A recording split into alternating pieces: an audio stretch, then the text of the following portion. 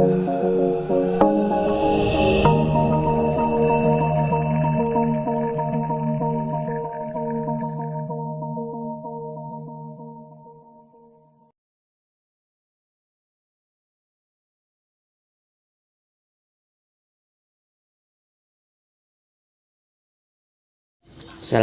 warahmatullahi wabarakatuh. Pada kesempatan ini kita akan membahas mengenai subjek, predikat, objek, pelengkap, dan keterangan. Jadi materi ini sudah pernah kita pelajari mulai dari SD, SMP, SMA. Jadi kita hanya kembali mengulang apa-apa yang sudah kalian pelajari sebelumnya ya.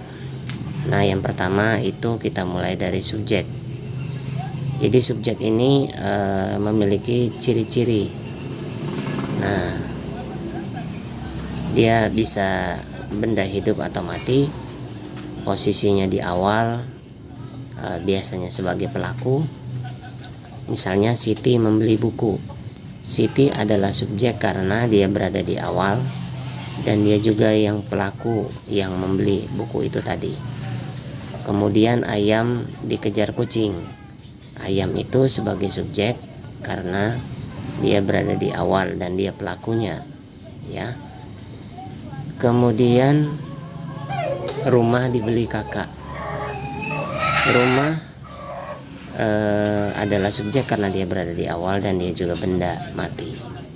Ya, jadi ciri-ciri yang paling umum subjek itu beradanya di awal. Berikutnya predikat. Biasanya posisi predikat itu setelah subjek. Kemudian melakukan sesuatu, jadi kata kerja. Kemudian awalan me untuk kalimat aktif dan awalan di untuk kalimat pasif. Bisa juga berawalan ber, ter, ya. Contohnya paman membeli sepatu. Membeli adalah predikat karena dia berawalan me dan membeli adalah kata kerja, perbuatan dari paman. Kemudian objek. Objek itu biasanya letaknya setelah predikat. Predikatnya itu harus berawalan me atau di, ya. Jadi kalau predikatnya bukan awalan me atau di belakangnya bukanlah objek. Kakak membeli buku. Mengapa buku adalah objek? Karena ada me, karena predikatnya me, ya. Buku dibeli kakak. Mengapa kakak adalah objek? Karena ada predikat di. Oke, bisa dipahami ya. Kemudian pelengkap. Terkadang kita bingung antara pelengkap dan objek. Pelengkap biasanya setelah awalan ber. Setelah objek, kita contohkan. Adik bermain bola. Bola adalah pelengkap karena ada predikatnya berawalan ber. Adik membelikan ayah mobil. Mobil adalah pelengkap karena ada objek ayah. Ya. Jadi pelengkap itu bisa berada di belakang predikat berawalan ber, juga bisa berada di belakang objek. Berikutnya keterangan.